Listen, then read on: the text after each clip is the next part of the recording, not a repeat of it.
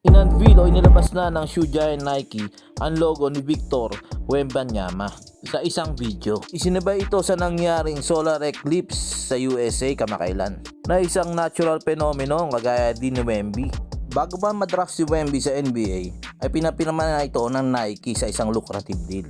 Nagsimula ang Nike video with the praise of somewhere in South Texas. Siyempre, San Antonio na yon. Sa bandang huli nga ay pinakita na ang logo na may mukha ng alien at features ng basketball. Mukha ng alien, meaning kakaiba, parang extraordinary talent ng Spurs prodigy. Last All-Star Game ay sinuot nga ni Wemby ang customized Nike GT Hustle na may mukha ng isang alien na reportedly si Wemby nga ang mismong may idea. Napapabalita nga i-release ang sapatos na to around May na may price tag na $170 o nasa 9,400 pesos. Kung matutuloy nga ang pag-release ng Nike sa signature shoe ni Wemby na walang aberyang mangyari bago ang kanyang sophomore year, si Wemby ay magiging ika-10 NBA rookie na nagkaroon ng signature shoe.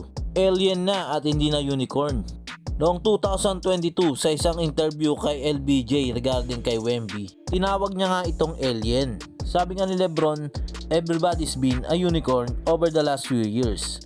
Pero he's more like an alien nga daw. Fast forward, ngayon nga ay tamang sinabi ni LeBron. Mala alien nga ang laruan ni Wemby. Biruin mo 7'4", 7'5", nagdadala ng bola, tumitira ng mga step back jumper, step back threes, catch and shoot threes, assist. At si Wemby rin ngayon ang NBA leader sa blocks. Uma-average to ng NBA best 3.6 blocks kada laro. After 69 regular season games ay ma-average si Wemby ng 21.3 points, 10.7 rebounds, 3.8 assists, 1.3 steals.